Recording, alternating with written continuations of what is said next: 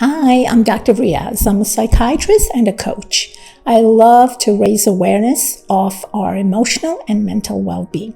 Today, I'm going to talk to you guys about a feeling that not many people like to feel, and that is the feeling of disappointment or even sadness. As a psychiatrist and having studied about how our brain works, how our emotions work, I want to share with you how disappointments can truly be opportunities for growth and self-awareness. But first, I want to share a personal story with you all. My youngest son was born premature. He is 12 now, and thank God he's a happy, healthy young boy. But he struggled with a terrible gastric reflux for the first few years of his life. It was a complication for being premature. It was a tiny peanut, roughly about 2 pounds at birth. He would vomit at least a few times a day, and each time his abdominal pressure went up, which was either when he would laugh too much or cry too hard or even cough. So what we noticed that as hard as we tried to pretend that we're not worried about his vomiting, we're totally okay with it, we don't mind at all cleaning up after his throw-ups, but come on, unconsciously and of course, out of care and concern for him, we would catch ourselves making active efforts to stop him from laughing wholeheartedly, and even when he would get upset or disappointed, all of us would make attempts at either changing the topic or, shifting his attention to something else. We would console him, reassure him, even before we saw those little tears come in his eyes. Or we would even engage him in a play or have him watch a video on our devices.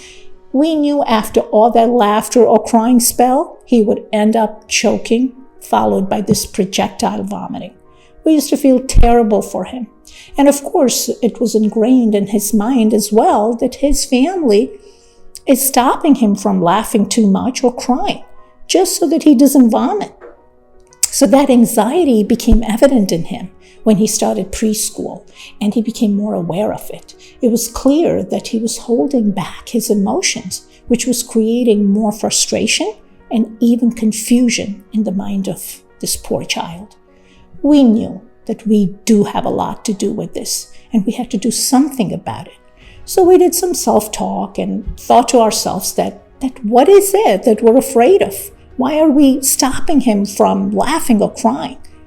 We're probably just afraid that he's going to vomit. So what? He vomits anyways. By allowing him to laugh or even cry wholeheartedly, he may have one more episode of vomiting. 4 times is not much different than 3 times a day. We can clean it up and he'll be okay. He has reflux, and children with reflux do vomit. But at least our poor child can feel the joy of expressing these emotions to the fullest of his ability. Luckily, within a few months of that realization and our active efforts to take care of our own anxieties before stopping him from laughing or crying, he also outgrew his reflux. And we celebrated the fact that now he can laugh and cry as loud as he wants to, without us or him having to worry for the throw-up. Thank God, my son is a pretty emotionally intelligent young man now, for his age, and is constantly learning to manage his emotions on a daily basis. But you can only imagine that even though this is such a minor thing, but what a huge impact it can have on a child's psychology.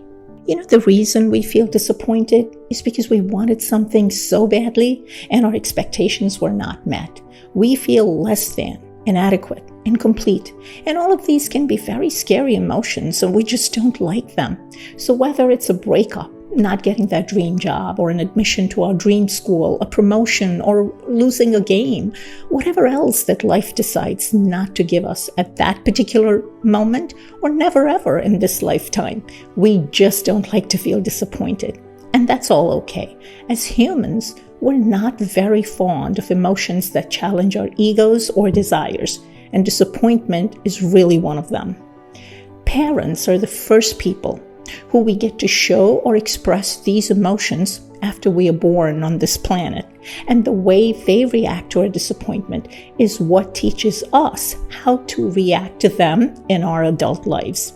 If we as children were allowed to feel disappointed, given space, if our feelings of disappointment were validated, if we were lucky enough to have parents or loving adults in our lives to hear us out during such times, then we know that it's okay to feel that way. If our parents did not, and I repeat, if they did not try to fix things for us when we got disappointed, force us to get rid of them, become anxious, and then start showering us with gifts or other attempts to just help us come out of these feelings as fast as we can, then guess what's the message we get? We get the message that it's not okay to feel this way. It creates a belief system in our minds that it is wrong to feel disappointed. It's a bad thing. It's a bad feeling, a bad set of mind. And we need to, or rather we should, come out of this feeling as fast as we can. Like our anxious parents, we get anxious too.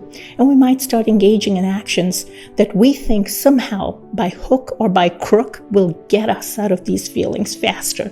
We engage in unnecessary shopping sprees, illicit substances, promiscuous sexual activity, or even unhealthy relationships just to help us get rid of this feeling of disappointment.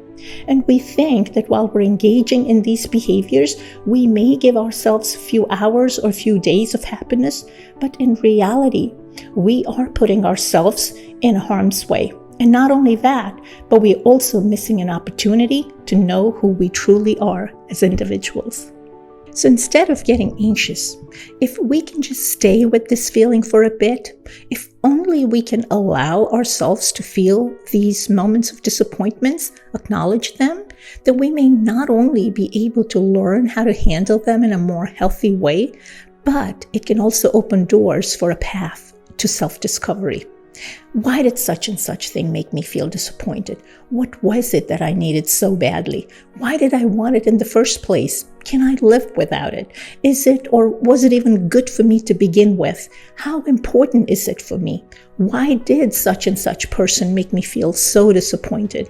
What is it that he did or said that triggered me so much? And there are so many other questions that we can ask ourselves during these moments of disappointment. We can stay mindful of this state and allow these feelings to come inside us. Be with them for a little bit. And I don't mean to ponder and obsess about them for days. What I mean is to be present for ourselves during these moments of disappointment without trying to get rid of them or avoiding them. By asking ourselves all these questions, we can use these moments as opportunities for self-awareness, growth, and even contentment. Because guess what? Just like the days look brighter after it has rained, you will feel the contentment that follows this feeling of disappointment with a much greater force, greater intensity. Because no feeling lasts much longer. It's just a feeling. It comes and it goes. And of course, unless we're dealing with depression or any other major emotional setback, in case of which we do need to seek help, be it through counseling or whatever other support system we use. And it's also equally important that we allow our children to feel disappointed, refrain from intervening in their disappointments unless they resort to physical aggression or any other self-harming behaviors or extremes of behaviors. Let them feel such emotions. Offer a loving, non-judgmental way. Say something like this: "Hey, I see you're feeling disappointed. I'm here for you if you want to talk about it." And watch how they deal with it. They want to cry? Let them cry. They want to go to their room and spend some time alone? Allow them to do that. Rather, create a quiet space in your homes, especially for younger children who need little more supervision, to let them spend some time alone with themselves during these feelings of disappointments or when they get upset. After the feeling is over and they come back to their usual self, do a little debriefing with them. Help them ask the same questions that you would ask yourselves when you get disappointed. Share with them tools that they can use during intense disappointments, like writing their feelings down, journaling, going for a walk, deep breathing, talking to a friend. Stay curious to watch how your children can handle their disappointments.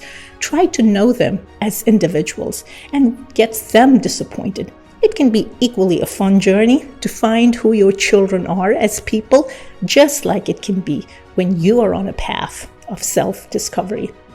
Take care and so long.